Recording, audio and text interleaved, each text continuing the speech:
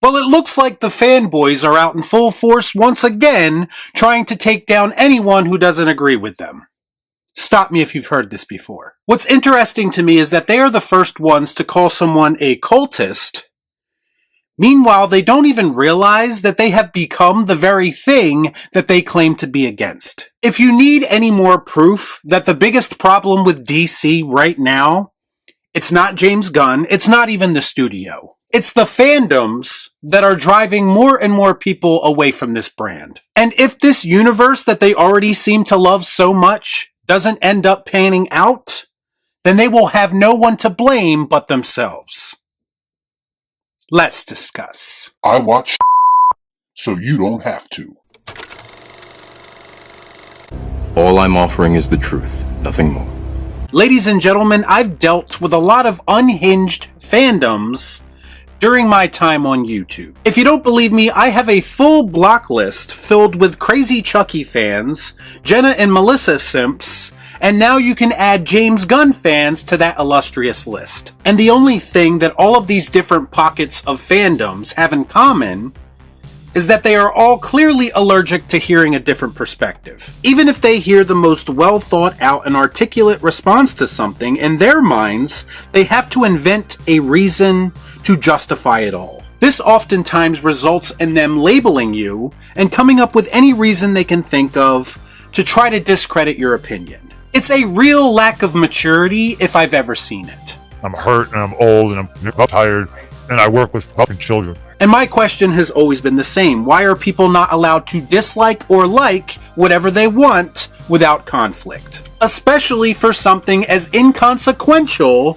as movie opinions. I had someone accuse me just the other day of spreading misinformation because I dared to share my perspective on the Superman sneak peek that didn't line up with theirs. How much of a nerd do you have to be to pull the misinformation card about cape shit like it's the JFK files? What's ironic about all of this is that I was somewhat complimentary to certain aspects of that trailer, but yet they ignored all of that because I wasn't saying everything exactly the way that they wanted me to say it. Boo this man!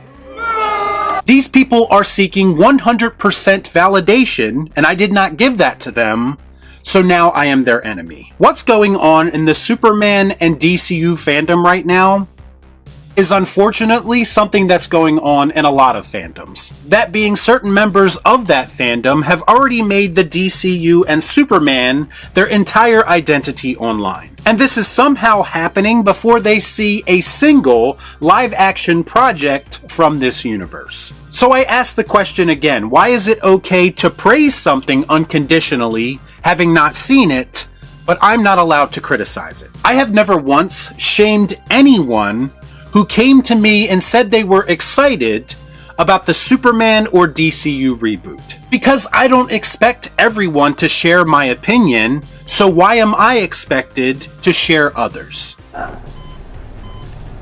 why? Why is it that the instant that you dare criticize anything Superman, DCU, or James Gunn related, you are instantly labeled an enemy and potentially a Snyder cultist? At this point, I don't even know what cultist means, because it's been used so much at this point on the internet, it's become one of those words that has lost all meaning. If I'm a cultist, and that's what's influencing my opinion, then I gotta say, I am the worst cultist in the history of the term. I don't even remember the last time I even mentioned Zack Snyder's name outside of that video I did when he and James Gunn took a picture together. I mean, isn't he off doing UFC movies or something?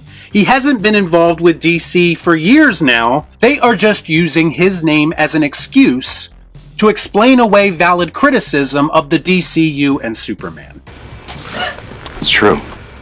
And the worst part is that the people who do this probably will never stop using his name, because then they wouldn't have anything to bitch about, and they wouldn't have their piss-poor attempts at gotcha moments to fall back on. For me personally, I don't give a f*** if I like a director's work or not.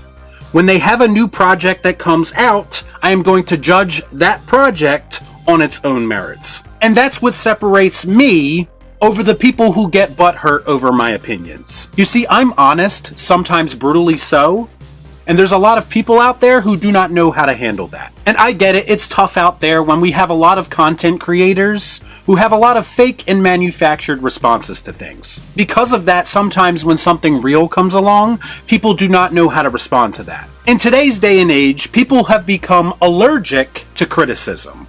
And I don't know if it's because standards are at an all-time low, or they themselves are afraid to be honest because they are worried about what people online will say about them.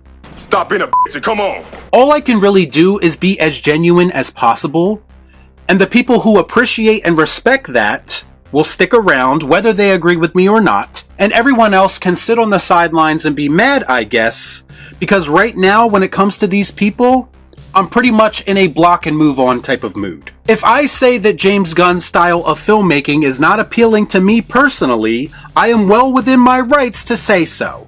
I've seen enough of his work to know that it's not for me. And no, before anyone says it, I do not care what his Rotten Tomatoes track record is. If we are still using Rotten Tomatoes as a gauge for how good a movie is in 2025, then you need your head examined. I mean, how many stories have we heard about how flawed and corrupt that system actually is? And don't even get me started on the people who think that likes, dislikes, and engagement on social media is a proper gauge to show people's interest in something. How many times has that theory been discredited recently in the entertainment world? I mean, the internet told me that nobody gives a shit about Avatar, and then Avatar 2 went on to make $2 billion. The internet told me that The Flash and Blue Beetle were going to be the surprise hits of that year.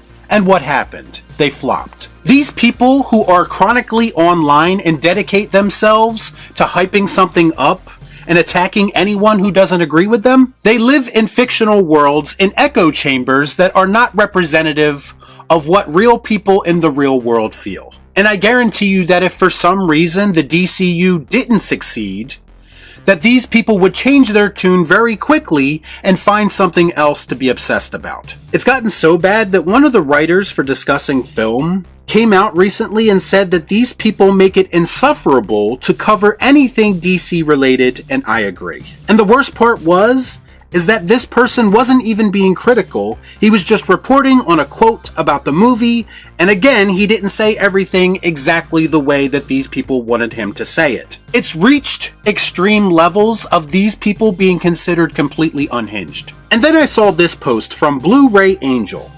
And I think if you know who that is, you kind of know where this is going. He said, quote, "I've never seen any other character have people react in such a nitpicky way, like with Superman. This is how I know he's the most complex and difficult to get right on the big screen." Okay, so far there's not a lot wrong with what he said.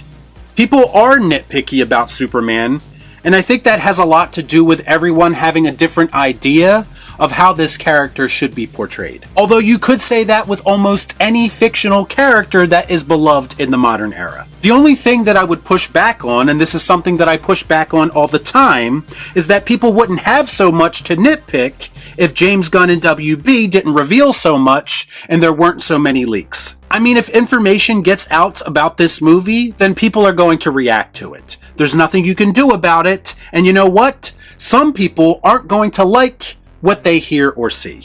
No, don't like that. He continued, "Real Superman fans want this movie to succeed.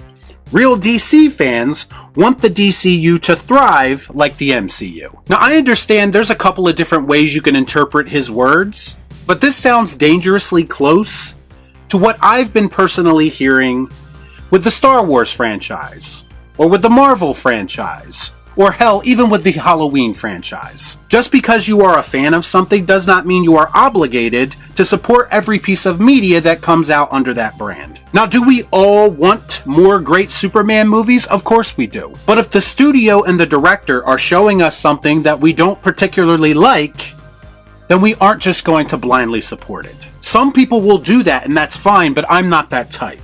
Because I want what's best for these franchises that I love. And in my mind, if I see something that I don't like, then I have an obligation as a fan to say so. Do not question people's fandom just because you are willing to accept whatever you are given.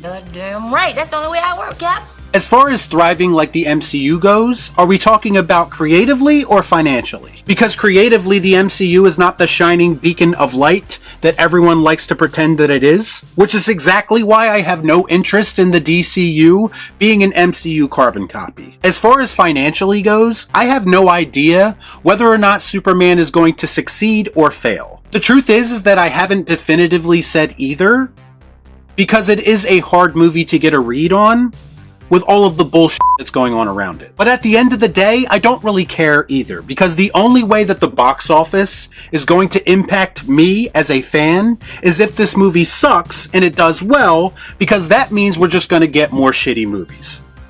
Y'all be cool. Right on.